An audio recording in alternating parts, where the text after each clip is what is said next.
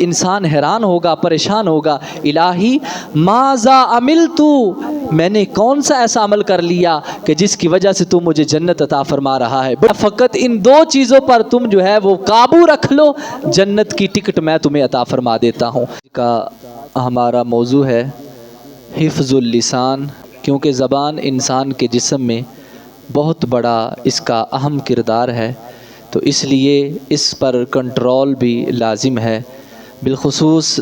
روزے کی حالت میں بھی اور عام حالت میں بھی۔ اللہ رب کائنات قرآن مجید میں ارشاد فرماتا ہے ما یلفظ من قول الا لدیہ رقیب عتید، کہ انسان اپنی زبان سے جو بھی بات کرتا ہے ایک محافظ اس کے پاس موجود ہے جو اس کو لکھ لیتا ہے۔ یہاں پر تفسیر کبیر میں امام فخر الدین رازی رحمۃ اللہ علیہ اس کی جو ہے وہ تفسیر میں آپ فرماتے ہیں کہ المرء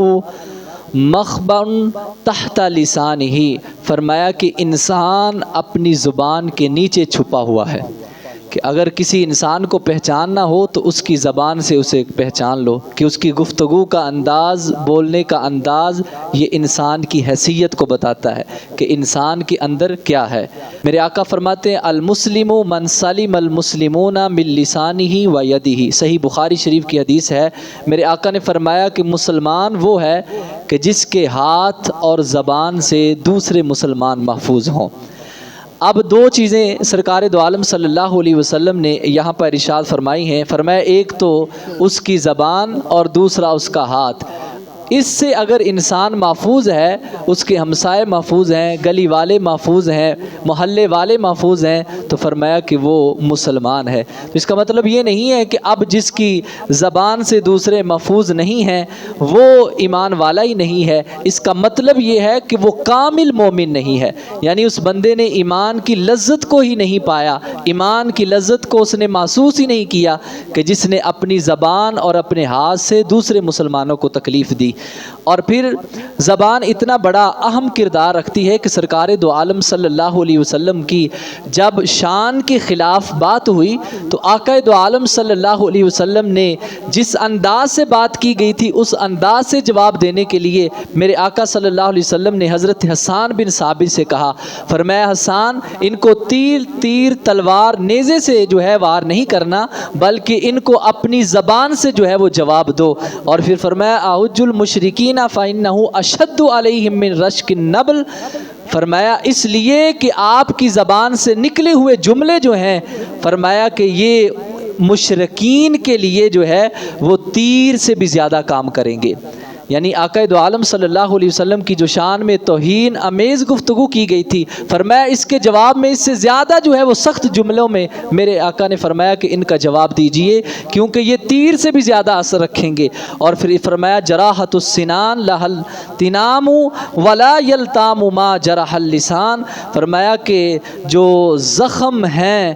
تلوار کے، دانتوں کے، دیگر زخم جو ہیں وہ ختم ہو جاتے ہیں، لیکن زبان کا دیا ہوا زخم جو ہے وہ ختم نہیں ہوتا۔ آپ پوچھیں گے نہ تو اس نے کھاؤ کیا، نہ اس نے خون نکالا، نہ اس نے جو ہے وہ کوئی بدن کا اعضاء کاٹا زبان نے، تو پھر یہ زخم کیوں نہیں ختم ہوتا؟ فرمایا تمہارے منہ سے نکلی ہوئی بات جو ہے وہ پل پل اسے یاد آئے گی۔ زخم ٹھیک ہو گیا لیکن جیسے تمہارا اس کا سامنا ہوگا جو تم نے اس سے زبان سے تکلیف دی ہوگی، کہے گا یار یہ وہی فلاں بندہ ہے جس نے مجھے اذیت پہنچائی تھی، جس نے میری دل آزاری کی تھی، میرا دل توڑا تھا۔ اللہ اکبر۔ اور پھر سرکار دو عالم صلی اللہ علیہ وسلم نے فرمایا کہ میں یدمن لی ما بین لحیہ و ما بین رجلیہ ادمن لہ الجنہ، فرمایا اے لوگو تم دو چیزوں کی حفاظت کی ضمانت مجھے دے دو، میں جنت کی ضمانت تمہیں دے دیتا ہوں۔ یعنی یہ دو چیزیں جو ہیں ان کی حفاظت تم کر لو، میں تمہیں جنت کا پروانہ عطا کر دیتا ہوں، جنت کا ٹکٹ عطا کر دیتا ہوں۔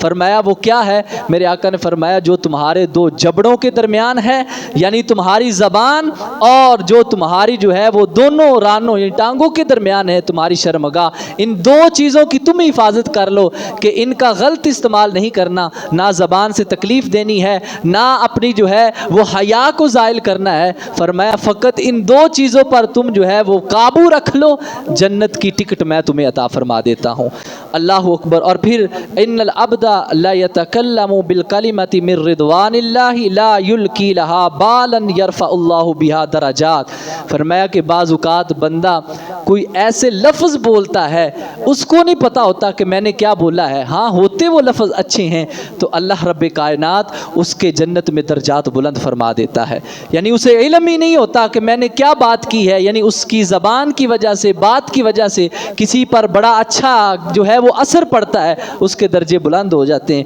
پھر فرمایا ان العبد لا يتکلم بالکلمۃ من سخط اللہ لا یلقی لہا بالا، کہ ایسے لفظ بولے جو اللہ کی ناراضگی کا سبب بنتے، اسے نہیں پتا کہ میں نے کیا لفظ بولے ہیں۔ پھر فرمایا یہوی بہا فی جہنم، اللہ رب کائنات اس کو جہنم میں گرا دیتا ہے۔ یعنی وہ بندہ جہنم میں گر جاتا ہے فقط یہ لفظ بولنے کی وجہ سے، اس کو پتہ ہی نہیں ہوتا کہ میں نے کیا بولا ہے۔ اس لیے اپنی زبان کو کنٹرول میں رکھیں اور اپنی زبان سے جو ہے وہ سنبھال کے اس کو بات کیا کریں۔ اور پھر فرمایا یا فلان ادخل الجنہ، اللہ رب کائنات انسان کو فرمائے گا انسان جا جنت میں داخل ہو جا۔ آگے سے فرمائے گا بعملی کا، ایک اپنے عمل کی وجہ سے۔ اب انسان حیران ہوگا، پریشان ہوگا، الہی ماذا عملت، میں نے کون سا ایسا عمل کر لیا کہ جس کی وجہ سے تو مجھے جنت عطا فرما رہا ہے۔ بڑی پیاری حدیث مبارکہ ہے، یا اللہ میں نے کون سا عمل کیا ہے۔ الستا لما کنت نائما، فرمایا کہ اے میرے بندے تو نہیں جانتا کہ تو سویا ہوا تھا اور تو نے جو ہے وہ کوئی جملہ بولا تھا، تقلبت من جنب الی جنب،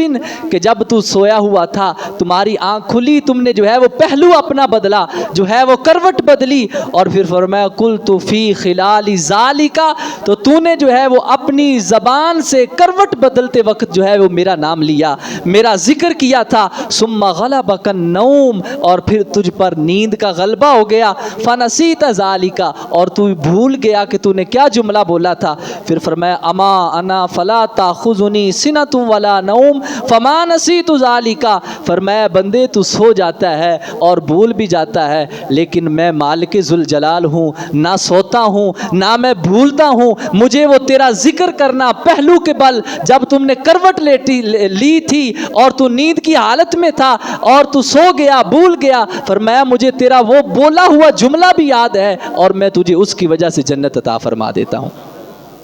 کہ انسان اگر کروٹ بدلتے ہوئے اللہ کا نام لے، ذکر کرے، اور اللہ تعالیٰ اسے جنت عطا فرما دے، اور جو ہما وقت اللہ کا ذکر کرتا رہے اور لوگوں کو جو ہے وہ تکلیف نہ پہنچائے، تو یقین مانے اللہ تعالیٰ اس کو کتنے بڑے درجات جنت میں عطا فرمائے گا۔ اللہ اکبر۔ اور پھر حضرت ابو سعید خدری رضی اللہ تعالیٰ عنہ سے روایت ہے، مروی ہے کہ سرکار دو عالم صلی اللہ علیہ وسلم نے فرمایا اذا اصبح ابن آدم،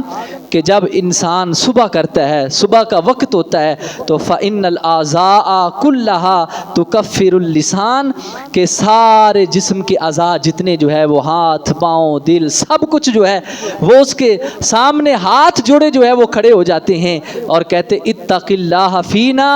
اے زبان ہمیں بچانا، اے زبان ہمیں بچانا، فَإِنَّمَا نَحْنُ بِكَ، کیونکہ ہماری لاج تیرے ہاتھ میں ہے، یعنی اے زبان ہم سارے تیرے ساتھ ہیں۔ فَإِنِ اسْتَقَمْتَ اسْتَقَمْنَا، اگر تو سلامت رہی تو یہ سارا بدن سلامت رہا، وَإِنْ أَحْوَجْتَ أَحْوَجَنَا، کہ اگر تو بگڑ گئی، ٹیڑھی ہو گئی تو یہ سارا بدن جو ہے وہ خراب ہو جائے گا۔ یعنی یہ زبان ایک ایسی چیز ہے کہ اگر یہ سیدھی رہی تو سارا بدن جو ہے وہ آپ کا کامیاب ہے۔ مثال کے طور پہ اگر ایک انسان نے زبان سے جملہ کفر بول ریا تو اب یہ نہیں کہ زبان کو عذاب ہوگا اور سارا بدن اس کا سلامت ہوگا، فرمایا نہیں، یہ زبان کی وجہ سے پورا بدن جو ہے، پورا شریر جو ہے وہ جہنم میں جلے گا۔ اور اگر ایک زبان سے آپ نے کوئی اچھا لفظ بول لیا، اللہ کو راضی کرنے والا لفظ بول لیا، تو اب یہ نہیں کہ تمہاری زبان کو جنت میں راحت ملے گا اور بدن جو ہے وہ دوزخ میں جلے گا،